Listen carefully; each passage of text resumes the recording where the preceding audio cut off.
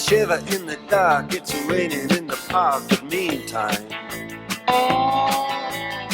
sound of the river, you stop and you hold everything. A band is blowing Dixie, double fall time. You feel alright when you hear the music ring. Entonces vamos a lo que sigue, ¿no?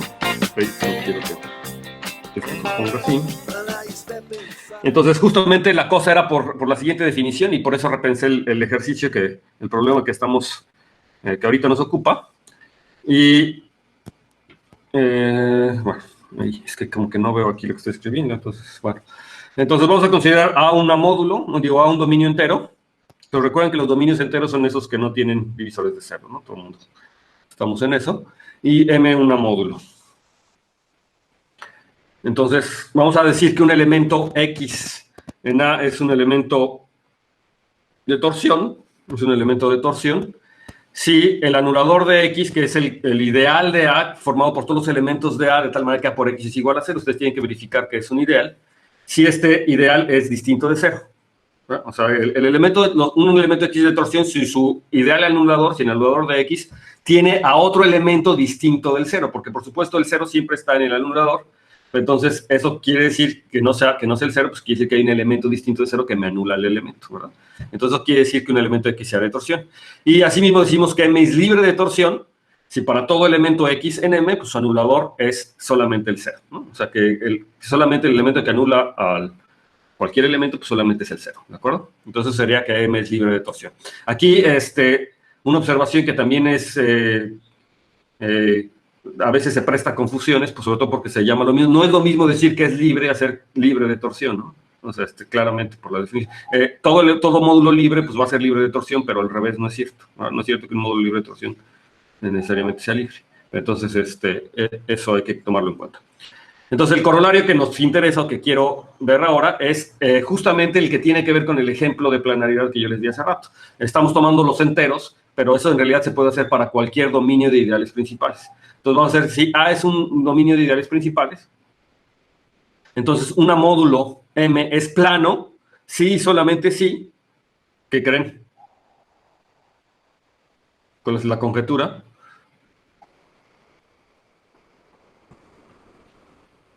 Y la conjetura es que es libre de torsión, claramente, ¿no? Entonces, ser plano en uno de ideales principales es lo mismo a decir que es libre de torsión.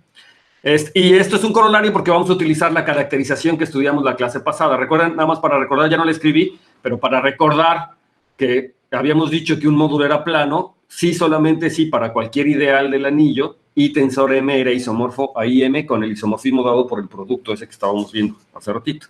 Entonces, es lo que vamos a utilizar, porque es un corolario y lo vamos a hacer de esa forma, ¿no? Entonces, en particular, para el ejemplo anterior, ¿verdad? Claramente Z módulo MZ es de torsión, todos los elementos son de torsión, de hecho. Entonces, claramente no puede ser plano, ¿verdad? Ese sería un argumento, por ejemplo, para ver que no es plano. Entonces, si yo tengo en un anillo de ideales principales y tengo un módulo, la única forma de que este sea plano es que el módulo sea libre de torsión y de hecho es equivalente. Ok. Entonces, vamos a considerar un ideal de A. Entonces, como mi anillo es de ideales principales, entonces I es generado por un elemento A que vamos a fijar ahora. Entonces, para algún A en A. Y entonces, de hecho, tenemos que yo tengo la multiplicación por ese elemento de A y esa multiplicación es un homomorfismo de A módulos, ¿verdad? La aplicación que a cada X me lo manda A por X es un homomorfismo de A módulos. Y de hecho, este es un isomorfismo, ¿verdad? De hecho, TA es un isomorfismo, ¿sí o no? ¿A todo el mundo le queda claro? De hecho, I es un A módulo libre y este es el isomorfismo que me realiza a I como un A módulo libre, ¿no? ¿De acuerdo? ¿Sí? ¿Quién sería el inverso, por ejemplo? Pues no es dividir entre A, ¿verdad? Porque A no sabemos si sea una unidad, pero A por X, como todo elemento de I se escribe como A por X, pues simplemente lo escribo como X, ¿verdad? Y se escribe como A por X de forma única, ¿verdad? Sí, porque si A por X es igual a A por Y, entonces ahí sí puedo hacer A por X menos Y, ¿verdad?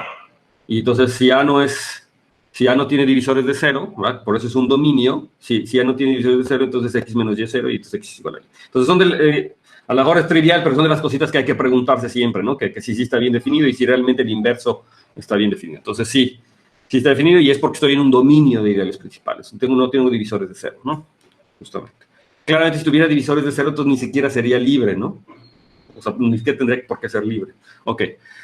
Entonces, es alineal y además ese es un isomorfismo en el caso que yo estoy considerando. Y entonces ahora lo que tenemos es lo siguiente. Análogamente, yo puedo considerar la multiplicación por A, pero de M al ideal y M. Entonces, esta multiplicación me agarra un elemento M y me lo manda a por M, pero nada más notar que como A es el generador del ideal, ¿verdad? Entonces, esto de hecho cae en IM, justamente, ¿verdad? De hecho, todos los elementos de IM se ven como A por un elemento de M, ¿verdad? Y entonces, ahora aquí, la pregunta que yo les hago es si este UA también es un isomorfismo. ¿Será que este UA es un isomorfismo? ¿Qué opinan? O sea, así en general, ¿no? Sin mayor hipótesis. O sea, sin mayor hipótesis más que la que yo tengo en A, que es el dominio de ideales principales. ¿Será que este será un isomorfismo? Entonces Edwin dice que no, ¿verdad? Ili también dice que no. ¿Quién dice que sí? No, yo tampoco digo que sí. No es un isomorfismo. ¿Por qué no es un isomorfismo? ¿O por qué en general no es un isomorfismo? Porque porque M puede tener torsión, ¿verdad? O sea, M podría tener torsión y de hecho A podría estar en el anulador de alguno de los elementos. ¿Sí? Entonces, en general no es cierto, ¿verdad? De hecho, el ejemplo que ya les acabamos de hacer, ¿verdad? El ejemplo que acabamos de hacer de 7Z, pues es un ejemplo donde no es un isomorfismo. ¿Sí? Porque 7 multiplicado por Z módulo 7Z es 0, entonces no puede ser un isomorfismo. ¿Sí? Va a pasar. Entonces, no es un isomorfismo, pero ¿qué pasa? Que si M es libre de torsión, aquí le puse que A, pero si M es libre de torsión, aquí debería ser M. Entonces, si M es libre de torsión, entonces yo digo que ahora sí es un isomorfismo. ¿Sí lo ven? Y la razón es básicamente la misma que lo hicimos para el ideal. O sea, no hay ningún elemento que multiplicado por ese A sea 0, ¿verdad? Y en este caso sí voy a tener un isomorfismo. ¿Sí les queda claro? Si es libre de torsión, entonces sí tengo una inversa. ¿Sí? Porque todo elemento de IM es A por M, y entonces voy a poder cancelarlo y ver que es el inverso, o ver que este morfismo es inyectivo y suprayectivo, no está tan difícil, ¿verdad? Entonces, a lo mejor es más fácil ver que es inyectivo y suprayectivo, ¿de acuerdo? Porque el kernel, claramente si A es libre de torsión, entonces no hay un kernel, ¿verdad? El kernel solamente es el C, ¿de acuerdo? Entonces es inyectivo. Entonces, esa es una observación importante para la siguiente demostración. Entonces, vamos a construir el siguiente diagrama, considerar el siguiente diagrama. Entonces, primero yo tengo M que es isomorfo a tensor M sobre A, ¿no? Y entonces de aquí voy a considerar la aplicación que es el producto tensorial de TDA con la identidad. De hecho, ya escribo todo el diagrama de una vez. Volteo el iPad para que nos quede. Entonces, aquí arriba estoy considerando esta aplicación TA, que recordemos que es un isomorfismo, ¿va? Con la identidad, TA con la identidad, ¿sí? Que va para acá. Entonces, este cuate que está aquí es un isomorfismo. ¿Les queda claro? ¿Sí? Sí, porque justamente A, y con A, esta cosa es un isomorfismo. Entonces, haciendo el producto tensorial con M, tengo isomorfismo, ¿verdad? O sea, recuerden que hacer producto tensorial es funtorial, entonces si tengo un isomorfismo y hago un producto tensorial con M, me queda un isomorfismo. Y esta es justamente la aplicación, el morfismo que se obtiene cuando hago el producto tensorial como funtor, ¿verdad? La TDA lo mando TDA tensor y DDM, lo que hemos denotado con una M aquí abajo, aquí abajito. Entonces, es un isomorfismo. Ok, bien. Luego, ahora, yo lo que quiero ver en realidad es que este cuate es un isomorfismo. Yo lo que quiero ver que este cuate es un isomorfismo. Pero entonces lo que yo digo es que, pues, este va a ser un isomorfismo si solamente si U alfa es un isomorfismo. O sea, si U alfa es un isomorfismo, entonces este va a ser un isomorfismo. Porque si yo tengo este isomorfismo, entonces me puedo regresar y tengo la composición que va a ser un isomorfismo, ¿verdad? ¿Sí? Entonces, este va a ser un isomorfismo si solamente si este es un isomorfismo. Claramente, si este es un isomorfismo, entonces este es un isomorfismo. Entonces, ver cuándo este es un isomorfismo es equivalente a ver que U alfa es un isomorfismo. Y entonces aquí viene la nota que les había hecho, la importancia de la nota. Notar que M es libre de torsión, entonces U alfa es un isomorfismo. Entonces ya tengo una parte de la demostración. Es decir, Si M es libre de torsión, entonces el U alfa es un isomorfismo, por lo tanto F sería un isomorfismo. Entonces ya tendría la planaridad, ¿verdad? Eso pasa para cualquiera, o para cualquier ideal. Entonces, a ver si aquí escribí. Este triángulo, por supuesto, conmuta. Y entonces lo único que hay que ver ahora es qué es lo que pasa con el regreso. Y aquí los pongo otra vez, ¿no? F es un isomorfismo si solamente si U alfa es un isomorfismo. Y ahora, si M es libre de torsión, entonces U alfa es un isomorfismo. Y eso es inmediato, ¿no? Bueno, es lo que vimos ahorita. Entonces, ahora la pregunta es más bien si me puedo regresar. ¿Qué pasa si F es un isomorfismo? Eso querrá decir, o esa es la pregunta, ¿verdad? Lo que me gustaría ver, si yo pongo que F es un isomorfismo, que ahora M tendría que ser libre de torsión, es lo que me gustaría demostrar. Entonces, me puedo regresar casi en este mismo dibujito, nada más que hay que hacer una aclaración. Entonces, que F sea un isomorfismo, pues ya habíamos visto que U alfa es un isomorfismo, ¿no? Pero para este alfa en particular, porque había empezado con un ideal I. Pero yo lo digo que este diagrama es independiente de la alfa, es decir, independiente del ideal que yo me haya escogido. O sea, esto en realidad funciona para todo ideal, ¿sí? Porque el ideal que yo me tomé era uno genérico. Entonces, esto funciona para todo ideal. O sea, si F es un isomorfismo, entonces los U alfas que yo me puedo escoger para cada alfa, que me genere un ideal, o sea, que sean los alfas de un ideal, va a ser un isomorfismo, no pasa nada. Y ahora sí, que U alfa sea un isomorfismo para todo alfa, quiere decir que M es libre de torsión, porque si tuviera un elemento de torsión, entonces para un generador del ideal, del anulador, entonces, o para el anulador, yo tendría que no es un isomorfismo, U alfa, ¿de acuerdo? ¿Sí? Entonces aquí eso ya implica que M es libre de torsión. O sea, ya no escribí el argumento completo de regreso, pero sí es importante que les quede claro, ¿verdad? O sea, yo podría considerar el anulador de un elemento. Si tuviera un elemento de torsión X, entonces puedo considerar el ideal que es el anulador de ese elemento. Y en particular, para ese ideal que está generado por un A o por un elemento A, entonces ese U alfa no sería un isomorfismo. Lo pueden ver inmediatamente, ¿no? Entonces, claramente eso implica que M es libre de torsión. Y entonces ya lo tengo, ¿verdad? Ahora sí ya está. Ya está terminada la demostración.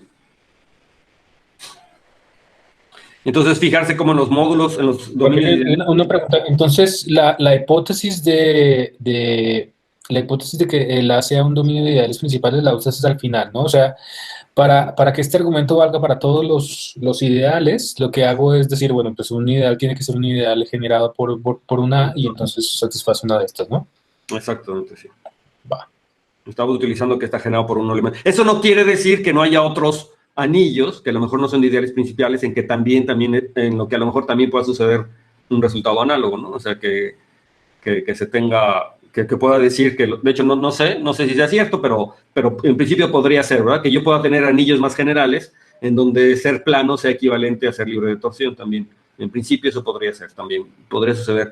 A lo mejor estaría interesante pensar en algún ejemplo en el que eso también pase y que el anillo no sea de ideales principales. Si es que se puede pasar, o a lo mejor dar una demostración de que solamente en los de ideales principales. Estaría interesante pensarlo. ¿Ok? ¿Alguna otra duda? ¿No? ¿Todo bien? ¿Clarísimo? ¿Sí? Entonces es un hecho importante, ¿no? Que considerar aquí. Ok, bien. Entonces, de hecho, esta es la proposición que yo quería platicarles, que me gusta mucho. Me gusta mucho esta demostración porque... Ahorita van a ver por qué. Entonces vamos a considerar a un anillo y vamos a considerar esta sucesión exacta corta de A módulos. Entonces, a ver, Edgar. Vamos a ver si sigue despierto Edgar Camacho. Ya se fue Edgar Camacho, me lo caché, por eso quiero ver sus cámaras, muchachos. A ver, ¿quién me dice que quiere decir que sea exacta corta? Rapidísimo, que no sean los que seguro saben, sino a ver, por eso le preguntaba a Edgar, pero bueno, a ver, ¿quién escogemos? Bueno, yo sé que casi todos ustedes deben saber, por supuesto, ¿verdad? Pero a ver, ¿quién será que nos agarremos? A ver, Rocío. Seguro Rocío también sabe, pero bueno, a ver, que nos diga rápido qué quiere decir que sea exacta corta. Quiere decir que el morfismo que va de M' a M es inyectivo, el morfismo que va de M a M' es suprayectivo y que la imagen del morfismo que va de M' a M es igual al kernel que va de M a M'. Perfectísimo, ¿no? Nada más para que todos estemos aquí en sintonía. También los pregunto porque sé que hay gente de la Wadi nueva, entonces como ellos no estuvieron anteriormente, pues para que pues para que lo repasemos, ¿no? Perfecto. Entonces, eso es lo que sea exacta corta. Y entonces, aquí la hipótesis que yo voy a tener es que si M' es plano, entonces cuando yo hago el producto tensorial con cualquier otro módulo N, entonces esta sucesión que yo obtengo es también exacta corta. Entonces, para todo N en estos módulos. Ahí. Entonces, fíjense que esto en principio podría ser como sorprendente. Bueno, no sé qué tan sorprendente les puede parecer, pero a ver, vean. Fíjense cómo, bueno, yo tengo mi sucesión exacta corta y al que le estoy pidiendo que sea plano es el de la derecha, no al de la izquierda. Fíjense que normalmente para la planaridad yo tenía un inyectivo y luego el producto tensorial con N, pero aquí, ojo, yo no estoy diciendo que N sea plano, ¿verdad? O sea, si N fuera plano, entonces, pues claramente cuando hago el producto tensorial con N, pues yo tendría la inyectividad. Pero yo no estoy diciendo nada sobre N, ¿verdad? O sea, no estoy pidiéndole N que sea plano. Entonces, es un resultado que de repente se puede prestar a confusión por esa razón. Yo no digo que N sea plano y esto tampoco va a implicar que N sea plano. Lo único que me está diciendo es que si el tercero, el M' es plano, entonces para cualquier módulo N, esta cosa vuelve a ser exacta. Que no es lo mismo que decir que N sea plano, ¿verdad? Pero sí es un resultado bien cercano y es como útil y es como sorprendente, ¿no? Sorprendente porque uno como que esperaría que a lo mejor el resultado fuera cierto si al que le pido planaridad sea M'. No sé por qué, se me ocurre que ese podría ser algo más intuitivo, ¿no? Pero no, de hecho es aquí. Digo, si lo pienso un poco más, pues en realidad no, o sea, tampoco pedirle a M' plano, tendría por qué asegurarme, porque la condición no se la estoy pidiendo a N, ¿no? Entonces, por eso a lo mejor no es tampoco, pero al menos así como a primera vista uno podría pensar que lo razonable sería pedirle a M' que sea plano, pero no, la cosa es que es a M' el que es plano. Entonces, esta demostración, una vez que ya entendí el problema y entendí cuál es lo que me está diciendo el resultado, vamos a pasar a la demostración y les digo que es un ejemplo también muy bonito de estos de casa de diagramas. Entonces, a lo mejor es el último caso de diagramas que hago yo aquí en esta clase, ¿no? Pero vamos a ver cómo va. Entonces, yo lo que sí sé es que si hago el producto tensorial con M, entonces esta sucesión es exacta, ¿verdad? Déjenme regreso un par de... Lo que sí sé es que esta sucesión es exacta. ¿Por qué? Porque es el producto tensorial con N, es exacta siempre, es exacta derecha, ¿verdad? Esto siempre es exacto. Entonces, realmente el problema se resume a ver que este morfismo es inyectivo, o sea, que también, o sea, que es exacta en este lugar, en la primera entrada, o lo que es lo mismo, es decir, que el morfismo I es inyectivo, ¿verdad? Todo el mundo está de acuerdo que eso es lo que yo tengo que ver, ¿verdad? Porque la exactitud por la derecha, ya lo habíamos visto, eso siempre pasa, ¿sí? Entonces, lo que hay que ver es que este producto tensorial para todo N es inyectivo, ¿sí o no? ¿Sí?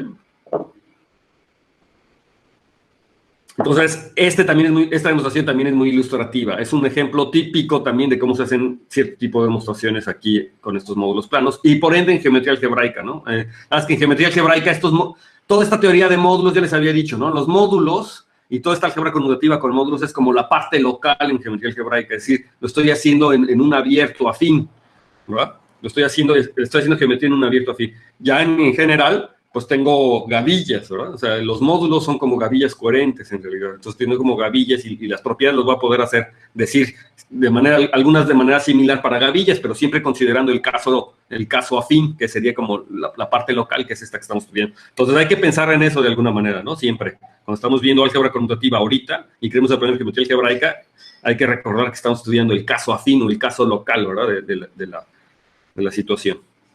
Ok. Entonces, hay que ver que ese es inyectivo. Entonces, ¿cómo le vamos a hacer? Pues vamos a hacer un truquito bien interesante.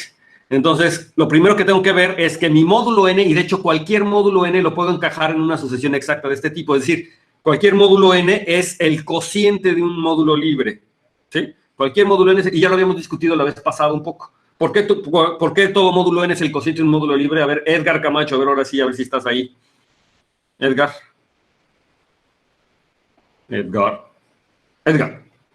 Ya se me fue Edgar.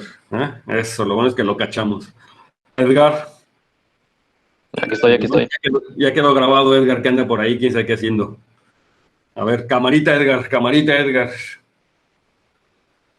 Eso. ¿Por qué Porque es posible, dado cualquier módulo N, se puede encajar o se puede meter en una asociación exacta corta de este tipo, donde L es un módulo libre. En otras palabras, lo que estoy diciendo es por qué todo módulo N es el cociente de un módulo libre.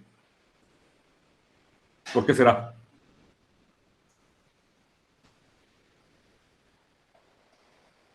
Te pregunto para que repasemos, ¿eh? No creas que te estoy poniendo en jaque ni nada. Tú, tranquilo, relax, respira, disfruta. El objetivo aquí es pensarlo todos al mismo tiempo, pensarlo juntos y que aprendas, ¿no? Que aprendas. El objetivo de las preguntas que yo les hago es para que aprendan, no creen que los quiero calificar ni juzgar ni nada por el estilo. O sea, lo que quiero es que aprendan. Digo, para que no te sientas incómodo, ¿no? Porque te pregunto, no es normal. Te pregunto a ti porque sé que es el que te acabas de unir y porque quiero que aprendas, ¿no? Y porque quiero que te metas en esto. Entonces, ¿por qué este cuate se puede encajar en una asociación así exacta con este subproyectivo? Algo ya había comentado yo en la clase pasada, de hecho lo utilizamos varias veces, ¿verdad? O sea, ¿quién me da un ejemplo inmediato? A ver quién está más por ahí. Juan Vázquez Aquino. A ver, Juan. No me acuerdo, justo estoy buscando. No te acuerdas. No lo busquen. No lo busquen, hay que pensarlo, sí, porque Google les va a decir, pero no lo busquen. A ver, está bien. ¿Quién más? Leonardo. Leo. No. No me acuerdo, no sé. A ver, pero hay que aventar una idea, hay que aventar ideas. Está bien no saber, pero... Puedes agarrar a los elementos de N como generadores. ¿A quién está hablando? ¿Quién está hablando? Edgar Iván. A ver, Edgar Iván, ponte en tu cámara para que te vea. Sí la tengo. Ah, perdón, es que quién sabe por qué no... Puedes agarrar los elementos de N como generadores, ¿no? O sea, todos los elementos de N. Me agarro todos los elementos de N como relación. generadores, exacto, ¿no? Y me fijo en el módulo libre generado por todos esos elementos como generadores, ¿verdad? Y entonces el morfismo que a cada generador lo manda al elemento de N es su proyectivo y claramente es de un morfismo alineal del módulo libre a N. ¿Sí les quedó claro? Entonces me tomo el módulo libre generado por N. El módulo libre generado por N. O sea, cada elemento es ese. Y entonces el morfismo, pues es el que al que cada básico lo manda a N. Y eso lo extiendo linealmente a todo el L, ¿verdad? Lo extiendo linealmente a todo L. Y ya está, ¿verdad? Como es libre, eso basta. Y es su proyectivo. Entonces, ahora sí, Edgar, ¿quién sería este? ¿Quién sería este? ¿Cuál Edgar?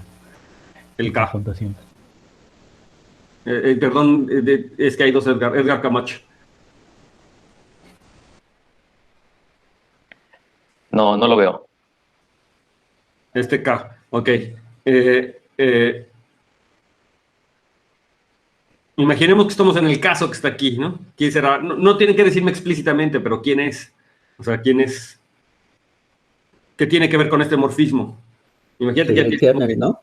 Pues es el kernel del morfismo y ya se acabó. O sea, este es el kernel, ¿no? De hecho, siempre que yo tengo un homomorfismo subproyectivo y lo pongo aquí, este objeto que está aquí es isomorfo al kernel, ¿no? Es isomorfo al kernel del homomorfismo. Entonces, este cuate es el kernel. ¿Quién es? ¿Quién sabe? Ahora la pregunta, ¿es libre? ¿Este K? ¿Es libre? No necesariamente, ¿o sí? ¿Quién dijo que no necesariamente? Luis.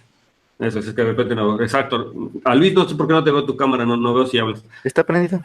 Sí, quién sabe por qué hace un problema en la red, que de repente se cierran algunas cámaras. En efecto, no necesariamente es libre, ¿verdad? No es cierto que cualquier submódulo de un módulo libre es libre, ¿verdad? No, eso no es cierto.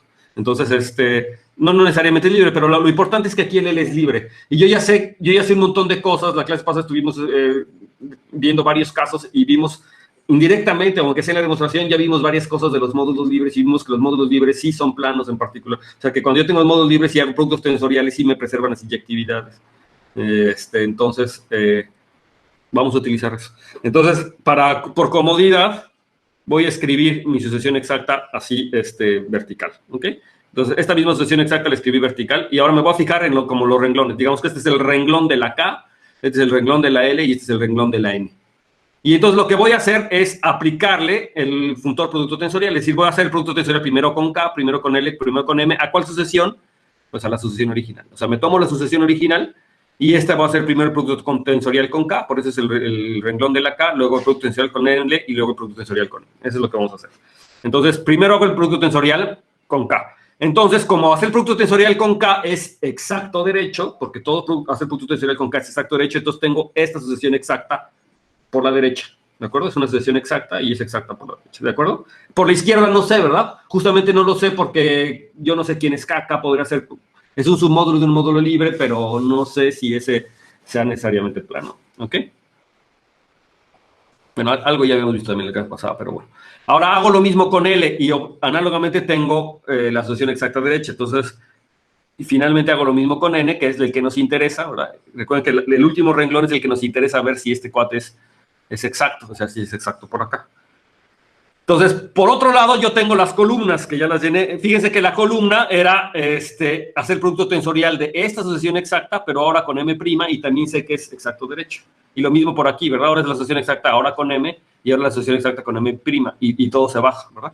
Ahora aquí lo único que hay que checar es que cada uno de estos cuadrados es conmutativo. Cada uno de estos cuadrados es conmutativo. Es decir, es lo mismo irme de aquí y luego bajarme. Aquí no le puse las flechas hacia abajo, pero las flechas van hacia abajo porque ya no cabían, ¿no? Nada más puse la línea, pero la flecha va hacia abajo. Entonces, hay que verificar que cada uno de estos diagramas es conmutativo, pero yo digo que no es tan difícil verificar que en efecto es conmutativo, porque recuerden que lo único que estamos haciendo en la segunda coordenada es hacer el producto tensorial con la identidad, ¿verdad? Y entre las M's y M', pues es los morfismos que ya tengo dados de la asociación exacta original. Entonces, sí bastaría checarlo para los generadores. Si lo checo para los generadores, trivialmente, voy a ver que sí conmuta. Y está bien definido. Una vez que ya está bien definido, porque sabemos que está bien definido, bastaría checarlo en los generadores que conmuta y claramente conmuta, ¿ok? Entonces se los dejo que lo verifiquen que conmuta, ¿de acuerdo? Ahora, ¿qué otras flechas yo sé que sí se preservan? O sea, ¿dónde hay otras flechas que sí se preservan? Entonces yo digo que esa flecha que está aquí sí se preserva. Este es inyectivo. ¿Por qué? Pues porque él es libre. Justamente por eso queríamos escribirlo como un cociente de un módulo libre. Este yo sé que sí es inyectivo. ¿Sí? Es inyectivo justamente porque él es libre. ¿De acuerdo? Los módulos libres sí son planos. ¿De acuerdo? Es fácil verlo, ¿verdad? Y yo digo que esto me basta, esta parte me basta para demostrar que entonces este cosa que está aquí es inyectivo. O sea, yo lo que quiero demostrar, recuerden que lo que yo quiero demostrar es que aquí hay una flecha, ¿no? O sea, yo lo que quiero demostrar es eso, ¿no? Que ese también es inyectivo, que esa asociación cuando le pongo el 0 ahí también es exacta. ¿Sí? ¿De acuerdo? Y entonces yo digo, basta que yo tenga esta flecha para que sea inyectivo. Y la demostración es otra casa de diagramas y la vamos a hacer, pero como este diagrama ya está aquí chiquito, entonces lo reescribí aquí en grande para poder hacer la casa de diagramas más a gusto. Entonces ahí va.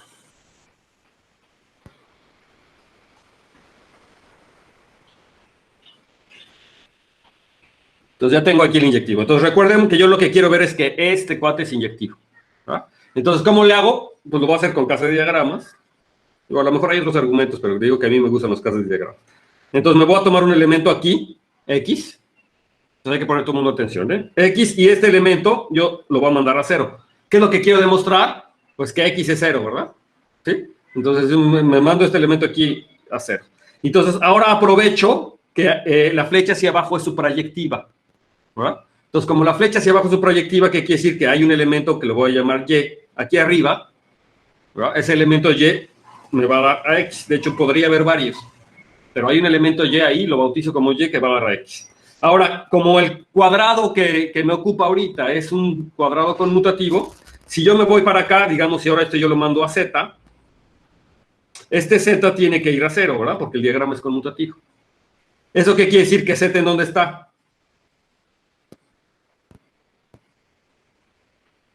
Eso quiere decir que Z está en el kernel de este morfismo, ¿de acuerdo? Y la imagen, ¿no? Del otro. Exacto, y entonces eso quiere decir que está en la imagen del de arriba, del que está arriba. Entonces eso quiere decir que hay un W aquí arriba que va a dar al Z. ¿Sí? Porque recuerden que como es exacto, entonces el kernel del que pinté en amarillo pues es igual a la imagen del que está arriba. Entonces hay un W que va a dar aquí. Y ahora, ¿qué pasa con ese W? ¿Qué pasa con ese W? ¿Cómo le hago ahora para seguir el rastro de ese W?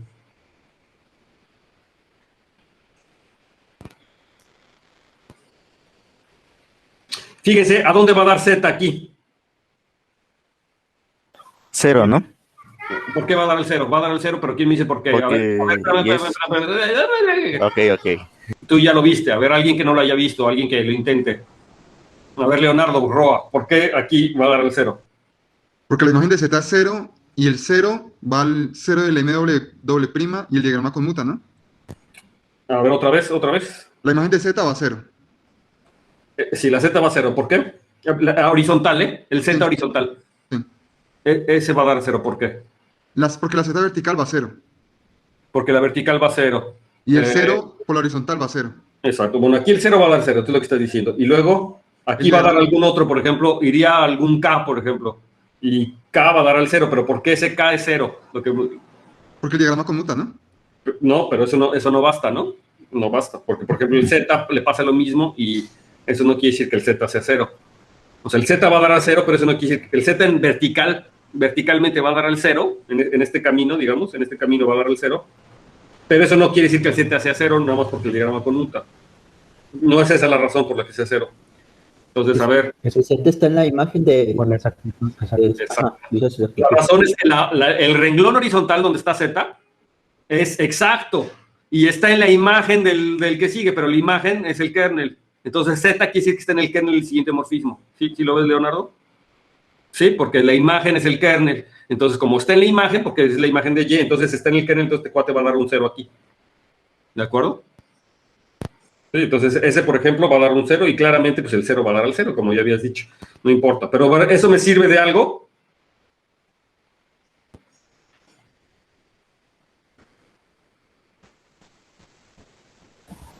¿Me servirá de algo? ¿Cómo Sí, sugiere en el proceder? diagrama, en el diagrama superior vas a tener que W va a 0 cuando lo bajas en la vertical, ¿no? Ok, Pero lo voy a también tienes pintar la hipótesis que es inyectivo, ¿no? O sea, si Ok, vas lo a voy a necesitar que... Lo voy a pintar en azul para ver qué es lo que está pasando, ¿ok? O sea, para ver lo que tú me estás diciendo. Entonces, este cuate va a dar a un W' aquí, ¿no es lo que me estás diciendo? ¿Sí? Y este W' sí va a dar al 0. ¿De acuerdo? Eso sí, por la conmutatividad del diagrama. ¿Y ahora qué dices? ¿Ese W' qué? Es 0 porque por hipótesis el M biprima es plano, ¿no? Entonces es inyectivo.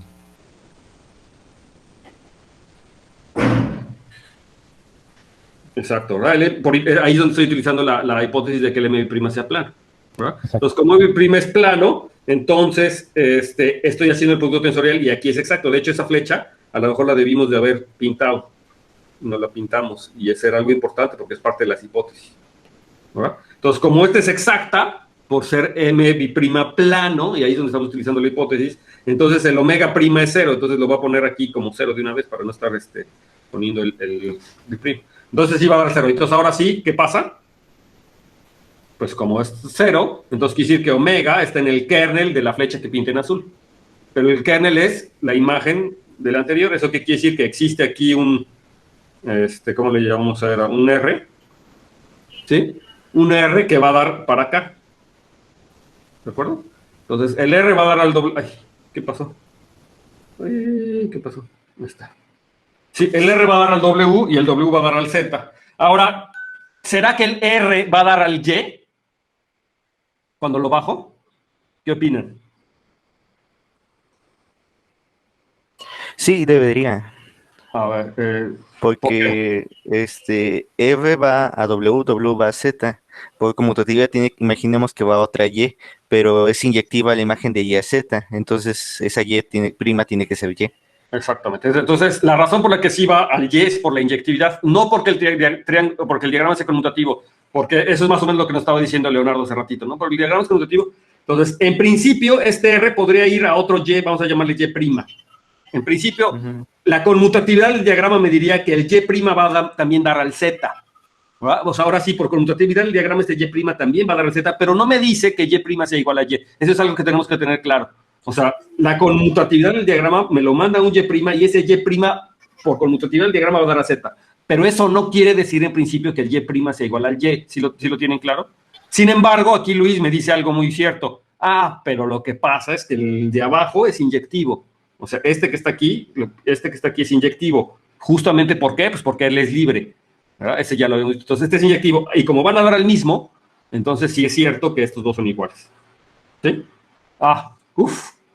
Y entonces sí eran iguales. Sí va a dar, R sí va a dar al Y. Ok, pero fíjense en esa sutileza. Y ahora ya acabé. ¿Por qué, Leonardo? ¿Por qué ya acabé?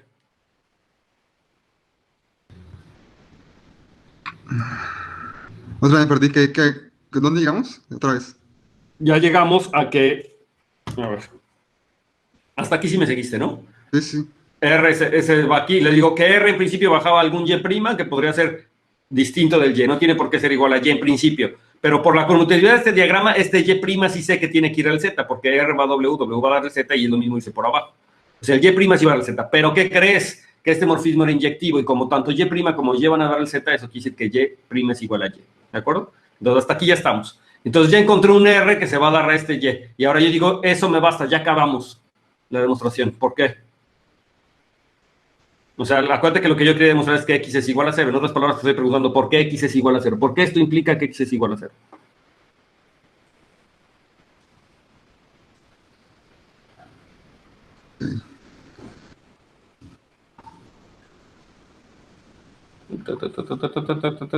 Ok, como el diagrama es inyectivo, como el Y va a Z, el Z va a 0, entonces...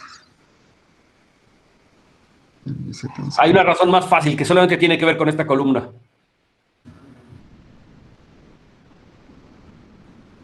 A ver, nada más concéntrate en esta columna. Ok, el...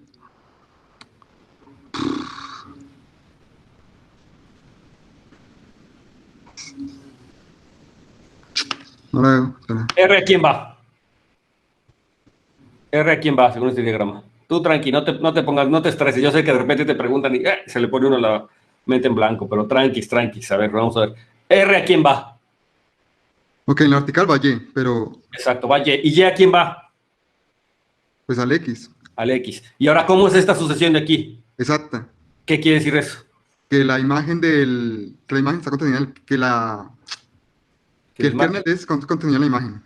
Que el kernel de este está contenido en la imagen. Pero más, de hecho, que son iguales, ¿no? La exactitud me dice que la imagen es el kernel. Ok. Este Y' entonces está en la imagen de quién? Este Y, digamos, pues está en la imagen, ¿no? Porque justamente haber encontrado un R que va a dar a Y, quiere decir que el Y es igual a la imagen. Pero entonces eso quiere decir que Y ¿en dónde está? En el kernel, porque son iguales, ¿no? Exacto, en el kernel. Entonces, ¿qué pasa cuando le aplico esta función? Pues va a 0. Va a 0. Entonces, ¿eso qué quiere decir? Que el X igual a 0. Exacto, que el X igual a 0, ¿no? Ya, eso fue la... Entonces, eso quiere decir aquí que, pues, por esa razón, entonces X es igual a 0, ¿no? Y entonces ya acabé. Entonces, eso demuestra que, por lo tanto, esta flecha que está aquí es inyectiva, ¿verdad? Porque es lo que queríamos. Me tomé un X aquí, lo mando al 0, y yo lo que quería demostrar es que el X era igual a 0. Pero entonces me fui a dar un paseo por todo el diagrama para poder demostrar. Lo que demostré es que, de hecho, el Y al que se levanta, o uno de los Y a los que se levanta, tiene que estar necesariamente en la imagen del morfismo de arriba. Por lo tanto, la composición es 0, y entonces ya acabé, ¿no? Entonces, este cuate era 0, y por lo tanto, este es inyectivo, ¿no? Entonces, este cuate es inyectivo. Y esto termina la demostración, que era lo que yo quería, ¿ver? Que entonces la sucesión esta es exacta, ¿no? Es exacta corta, también, que era lo que yo quería. Entonces, bueno, no sé ustedes cómo lo vean, pero esto para mí está padre, porque este es el ejemplo típico de casa de diagramas, que te vas por el diagramita, y es mucho más fácil verlo en el diagrama que si lo escribe. Nuevamente yo los invito a que escriban esta demostración que acabamos de hacer con casa del diagrama. Hay que escribir paso por paso y ver para dónde va y ver que en efecto todo conmuta, pero digamos que en esencia lo importante es el paso del diagrama. Una vez que ustedes empiecen a acostumbrarse a este tipo de argumentos, entonces ustedes van a empezar a ver cómo los diagramas te empiezan a hablar. Es lo que yo les digo, los diagramas me empiezan a decir cosas, ¿no? Y una vez que ya lo veo así, de hecho de repente ya es muy fácil que en vez de que escriban todo eso, se agarren ustedes su propio dedito y digan, acá lo levanto, me voy para acá, bla, bla, bla, bla, le llego aquí, y ya está. Y ya lo pueden ver así, ¿no? En el puro diagrama, sin necesidad de estar escribiendo, y dicen, sí, es cierto. Entonces, es el tipo de cosas que uno debe de fortalecer con este tipo de argumentos. Ok. Muy bien, no sé si ustedes lo vieron bonito o no, a mí me pareció que estaba bonito. Y entonces ahora vamos a pasar a la siguiente parte, que es esto de la naturaleza de planaridad. Y entonces ahora les quiero hacer una pregunta antes de continuar, por esto aquí ya no escribí, porque yo no sé qué tanto ustedes sepan de álgebra conmutativa. Yo sé que algunos de ustedes sí saben álgebra conmutativa, pero algunos otros no tanto. ¿Quién sabe localización? Ya. Localización. ¿Quién se acuerda de la localización? De lo que es localización. Localizar. La localización. Eso sí es algo importante en geometría algebraica. Eso sí es algo muy importante. Entonces sí vale la pena que es algo también típico que se estudia en álgebra conmutativa. O sea, si yo estudio álgebra conmutativa, pues tengo que ver localización. Es algo que necesariamente. Pero como no todo el mundo ha estudiado álgebra conmutativa, o no todo el mundo, o a lo mejor algunos están estudiando en este momento, entonces yo necesito saber quién sabe localización, nada más que a ver si... A ver, díganme, a lo mejor en el chat, porque yo nada más puedo ver a 9 personas aquí. ¿Cómo le hago para ver a todos? ¿No? ¿Hay forma de verlos a todos? ¿Saben? Si en Google... Es que se van rotando. Se van rotando, ¿verdad? Los que ves ahí se van rotando. ¿Y no hay forma de que yo pueda ponerles, ver a todos? A ver. Cambiar de diseño y aquí un mosaico. Ándale esto. Sí, es que ya los va a todos. Y puse que ver a 16, ver a 30. Hasta ahora sí ya los va a todos. ¿Quién sabe localización? Entonces ahora sí levanten la manita. Y entonces mejor, ¿quién preferiría que sí veamos localización? Más o menos.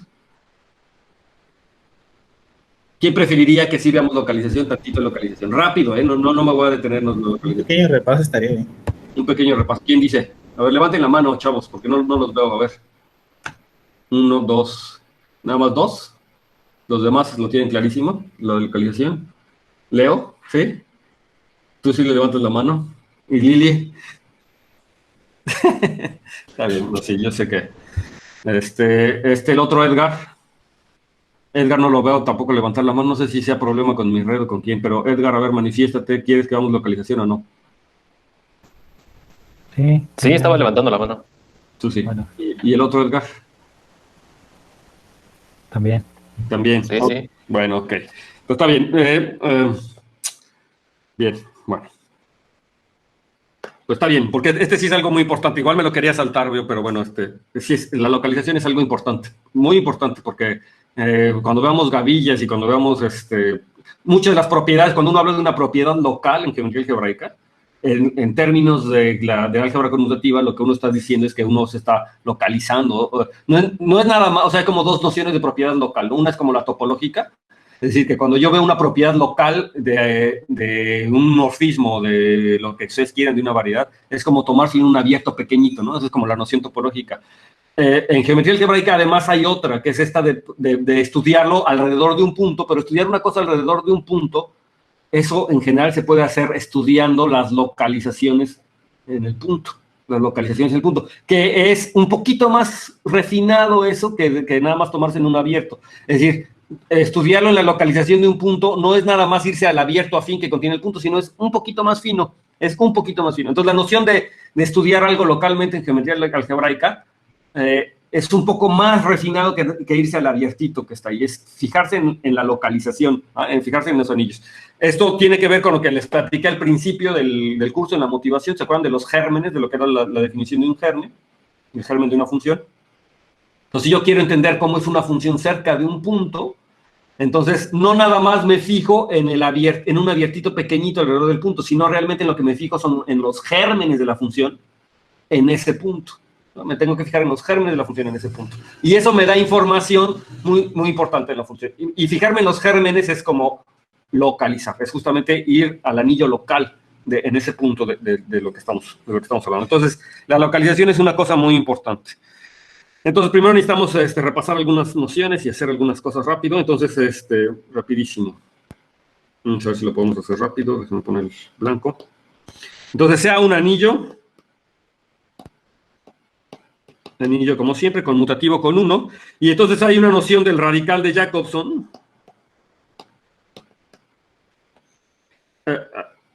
Bueno, el radical de Jacobson, creo que se escribe así.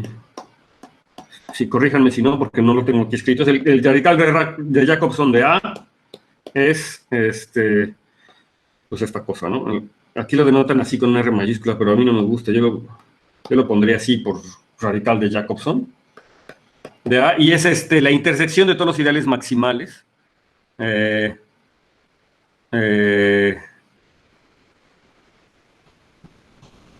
es la intersección de todos los ideales maximales.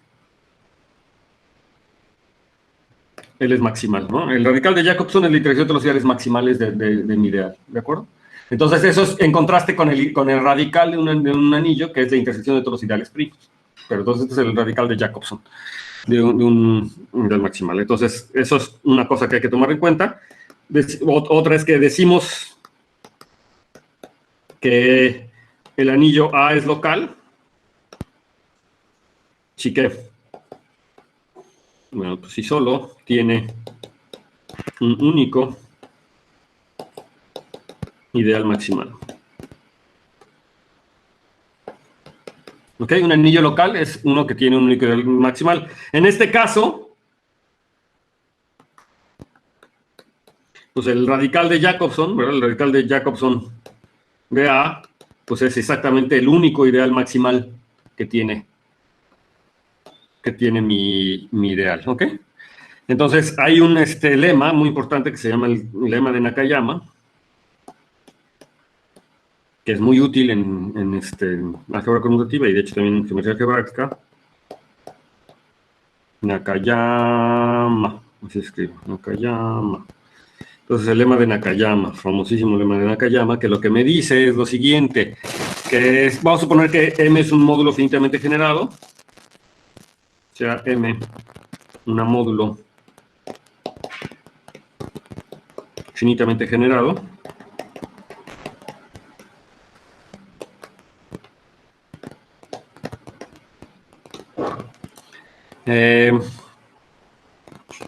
Y sea y el radical de Jacobson, ¿no?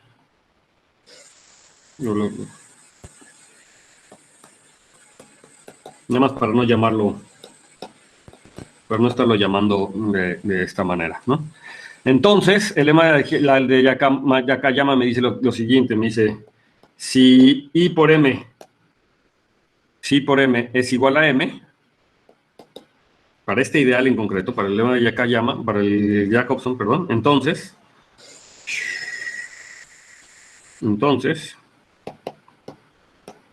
pues el módulo M es igual a 0. ¿No? Sí, entonces es una, cuando hay varias versiones equivalentes, pero esta es una, ¿no? Yo creo que posiblemente la más conocida, que me dice que si yo multiplico un módulo por el ideal de Jacobson, o si el ideal de Jacobson está dentro del anulador del módulo M, entonces es porque el módulo M era el 0, ¿verdad? Siempre y cuando M sea un módulo finitamente generado. Y entonces, el argumento, la demostración en realidad es fácil y a lo mejor vale la pena retomarla o verla. Entonces, aquí la cosa es que M es finitamente generado, entonces siempre puedo agarrar un conjunto de generadores de longitud mínima, ¿no? Entonces, me voy a tomar sean el conjunto X1, X2 hasta, digamos, Xn, un conjunto de generadores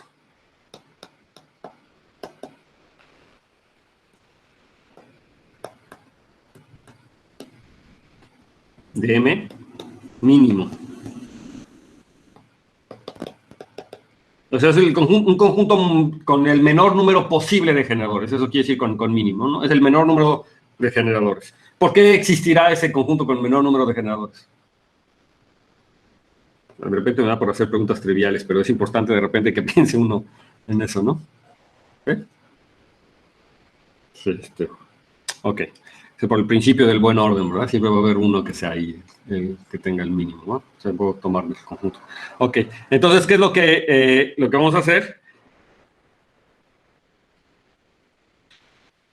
Entonces, lo que yo tengo es que, en particular, yo lo que voy a tener es que el XN, bueno, XN está contenido en M, ¿verdad?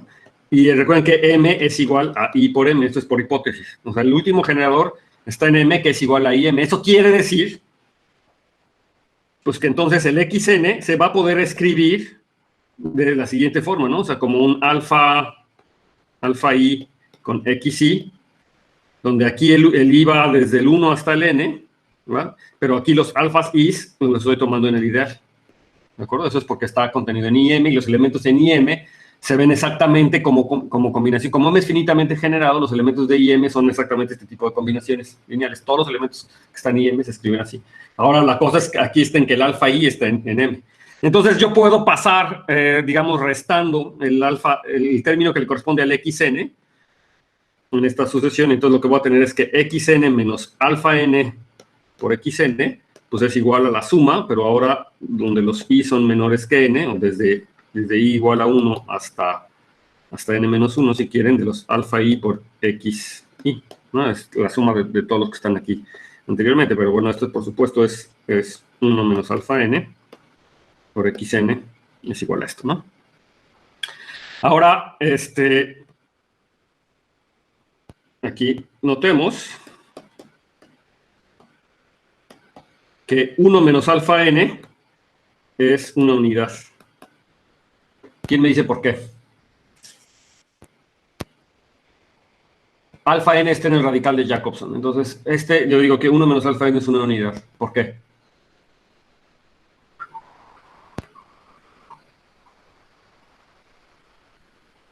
Hola, hola, hola, hola.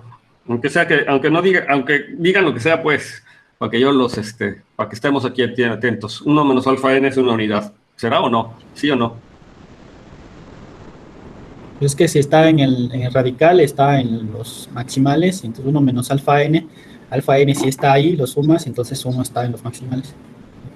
Exacto, ¿no? O sea, la idea es que si no, ¿verdad? Si no es una unidad, entonces 1 menos alfa n está contenido en algún ideal maximal ¿verdad? Porque todo elemento que no es una unidad está dentro de un ideal maximal. Eso es algo que deberíamos saber. Eso es algo más o menos estándar. Demuéstrenlo. No les digo, eso está en todos lados, pero no lo vean en la tilla, no lo vean en ningún lado. Si un elemento no es una unidad, entonces está en un ideal maximal. Y eso es una consecuencia del lema de Zorn, en realidad, ¿no? Es una consecuencia del lema de Zorn. Hay que utilizar el lema de Zorn. Si se acuerdan de la demostración de eso, está por ahí. Pero no lo vean, traten de hacerlo. Y les digo, es una consecuencia del lema de Zorn, entonces hay que utilizar el lema de Zorn. Entonces, 1 menos alfa n está en un ideal maximal, pero también alfa n está en el ideal maximal, ¿verdad? Porque está en el radical de Jacobson, está en todos, y eso implicaría que el 1 está contenido en M, y eso sería una contradicción, ¿verdad? Rapidísimo, ¿no? Entonces, eso no es posible que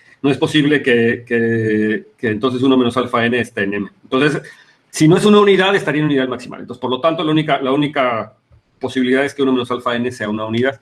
Y entonces, si 1 menos alfa n es una unidad, entonces yo puedo multiplicar por el inverso de 1 menos alfa n, ¿no? Entonces, multiplicando por el inverso. Sí. ¿Es hora? No.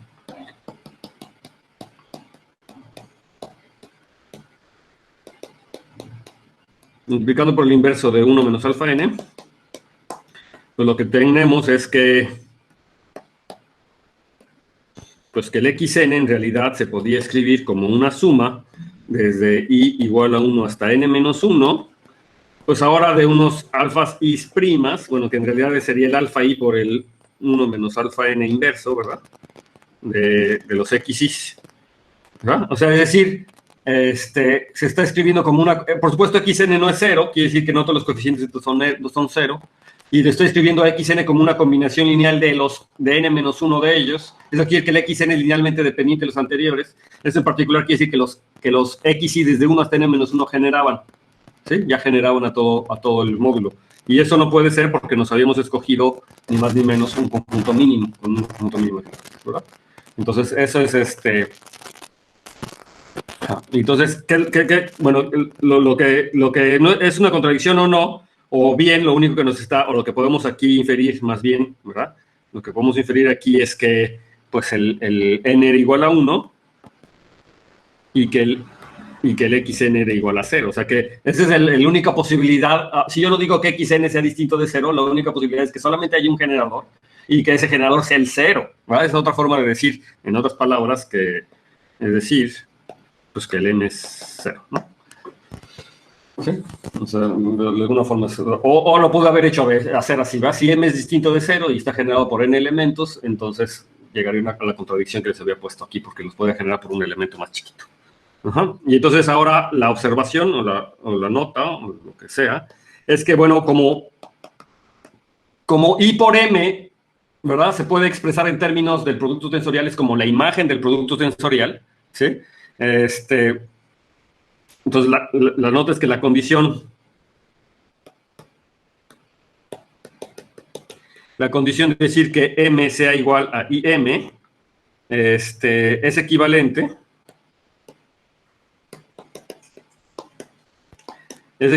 justamente a decir que M tensor a módulo I sea igual a 0. Bueno, eso lo vamos a ver con un poquito más detalle un poquito más adelante, pero bueno, esto va a ser Y igual, ahora nosotros podemos ver que más o menos sí tiene sentido, porque justamente IM es la imagen del producto tensorial, ¿verdad? Bajo el morfismo del producto tensorial de A tensor M con el morfismo canónico. Y entonces esto lo pongo así para que vean que seguramente aquí hay unas relaciones interesantes con la planaridad. Después de todo lo que queremos estudiar planaridad, y lo que quiero ver es la propiedad local de planaridad, ¿no? O sea, que cuáles son las cosas que tiene que la planaridad se preserva bajo localización, o que la puedo medir en términos de las localizaciones.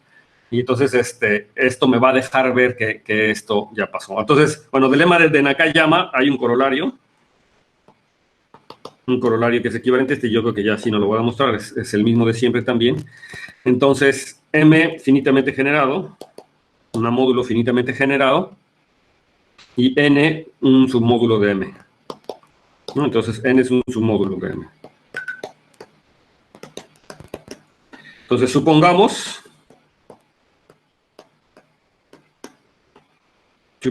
que M, lo voy a poner en naranja, se queda dentro de este módulo N más IM, ¿no? Entonces, pues N es igual a M.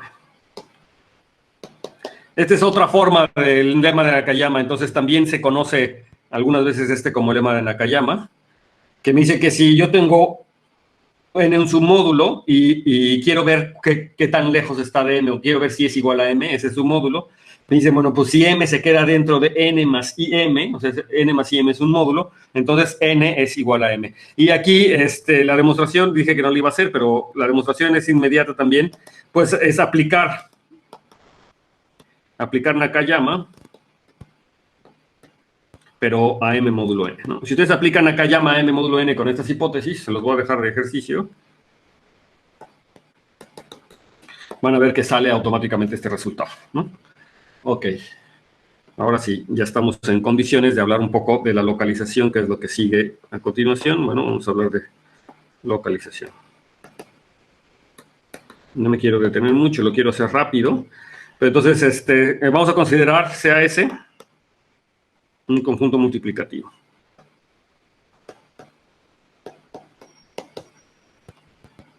Un subconjunto.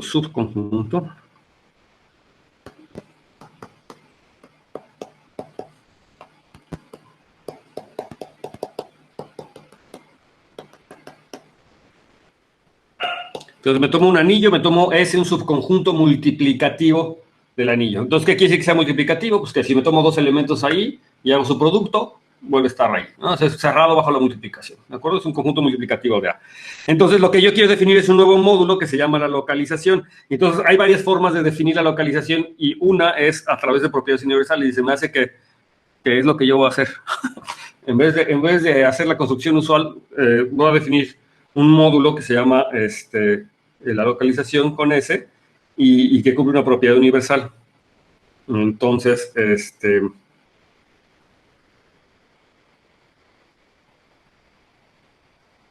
la localización, así lo voy a definir, entonces, la localización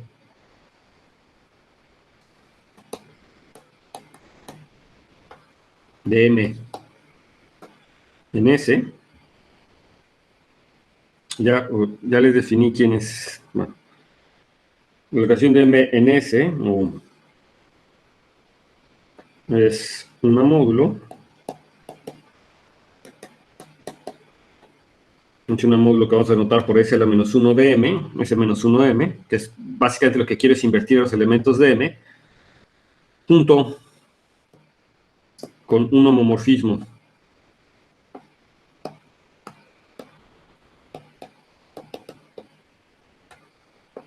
lineal que va de M a S a la menos 1 de M, pero no es un homomorfismo lineal cualquiera, sino es que la propiedad universal de aquí la tengo que poner, a ver, que cuando es anillo, si lo puedo poner así fácil, la propiedad universal. A ver, déjame pensar 2 segundos. O sea, yo lo que quiero es que me invierta los elementos de S, pero ¿eso qué quiere decir en términos de módulos? Quiere decir que Sí. O sea, en términos alineales, o sea, yo quiero decir que tengo el morfismo estructural, ¿no? Que yo tengo el morfismo estructural de estos elementos.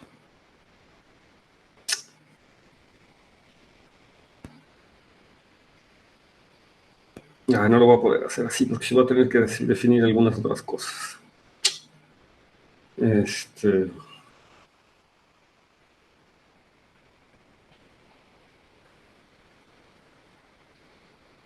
Básicamente quiere decir que los elementos en S los voy a poder invertir aquí, pero como no tengo la estructura de anillo en M, no puedo decirlo así. Entonces, ni modo, perdón, lo voy a tener que no hacer así por lo pronto. Porque si no me voy a meter en más problemas de los que estoy dispuesto a meterme. Es que creo que faltaba decir que las inyecciones eran, o sea, mandaba la S por la imagen a que sean invertibles, ¿no? Sí, pero la cosa es que no... Eso lo puedo hacer cuando cuando M es igual al anillo. O sea, en S a la menos 1 de A, porque S a la menos 1 de A es un anillo, y entonces sí tiene sentido hablar de los invertibles. El problema aquí con el módulo M es que ¿qué quiere decir un elemento invertible en un módulo? Entonces, por eso no. Sí hay forma de expresarlo en términos de una propiedad universal, pero tengo que hacer unas definiciones ahí para que tenga sentido que yo puedo invertir algunos elementos, que después de todo es lo que yo quiero. Pero meterse en eso así, para definirlo así, es pues casi de hacer la definición usual. Entonces me voy a meter en un problema que no quiero. Pero sí viste cuál es el problema, ¿no? Si M fuera un anillo, entonces sí puedo hablar de los elementos invertibles, entonces está bien y lo puedo hacer fácil. Pero como no es un anillo, entonces es un módulo, entonces no tengo elementos invertibles, entonces tengo que hacer una cosa para definir lo que es algo como un elemento invertible ahí, y luego definir la propiedad universal, pero eso es absurdo, porque para hacer eso es más fácil hacerlo con la otra propiedad, entonces, con la definición. Entonces, lo que vamos a hacer, entonces, para hacer la localización es que yo voy a definirlo como se define usualmente. Y entonces lo que vamos a considerar aquí es una relación de equivalencia, ¿no? O sea, es lo que hace uno, cómo construye uno los racionales a partir de los enteros. Entonces, consideremos la relación de equivalencia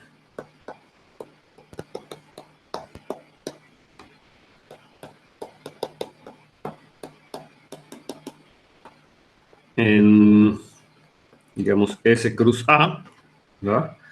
Donde lo que voy a llamarle aquí, ¿cómo decir que dos elementos van a ser equivalentes, ¿verdad? En S cruz A, donde vamos a decir que S con A es equivalente con S' A', así que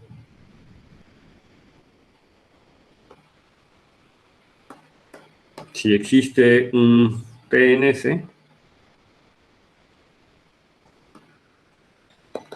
tal que si ahora yo hago los productos cruzados, o sea que hago S por A' menos S por A, S' por A, y luego todo esto lo multiplico por T, esto es igual a 0. O sea, ese es aquí ejercicio, ver que es una relación de equivalencia, si nunca lo han hecho.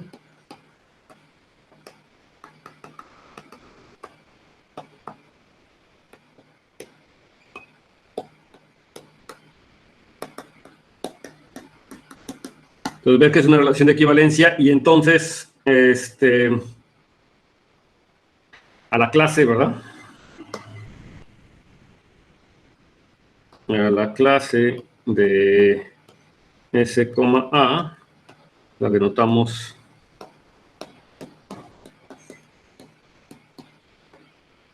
por AS, ¿no? O sea, la clase de S, la denotamos por AS. Y entonces, lo único que, fíjese que decir aquí como una nota, ¿verdad? Decir que AS es igual a A' por S', o sea, que están en las mismas clases. Esto equivale a decir, ¿verdad? Es que existe un T en S, de tal manera que los productos cruzados, ¿verdad? O sea, ya está aquí arriba, ¿verdad? O sea, que los productos cruzados,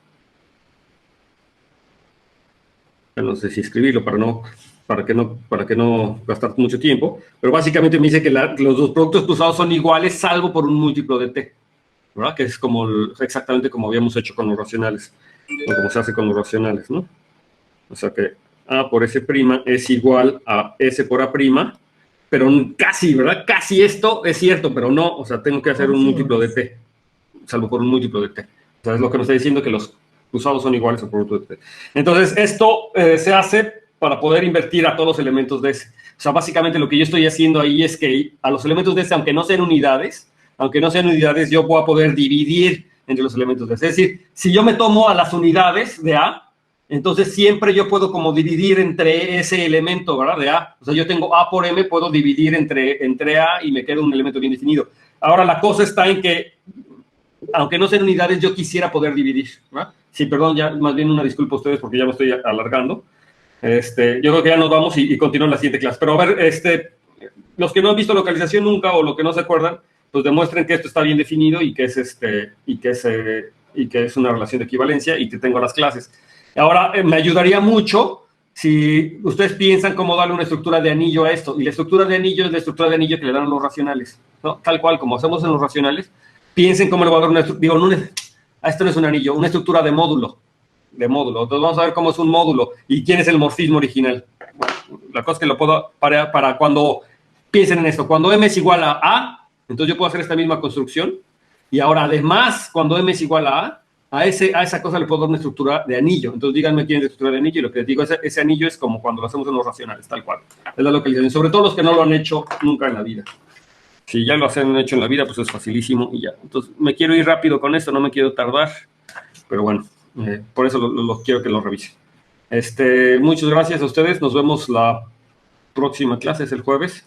Por favor, ayudaría mucho si de veras revisan estas cosas de localización, los que no lo han visto, para que entonces ya no me detenga yo en detalles, ¿no? Que me vaya rápido. Ya quiero acabar esto. Me urge ver Face of Flatness y ya luego, Face of Flatness es algo muy interesante, es algo muy, muy importante, y ya luego quiero entrar ahora sí a los esquemas ya de lleno.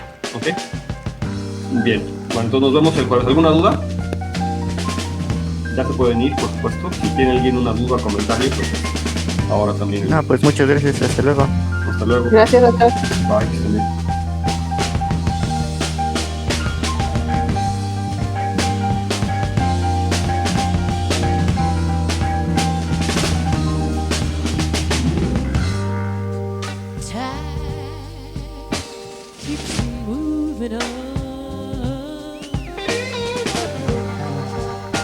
Friends ain't turn away. Lord, Lord, Lord. Wanna keep moving on, but I never found out why. I keep pushing to hold it, babe. I keep trying to make it right to another lonely day. Whoa.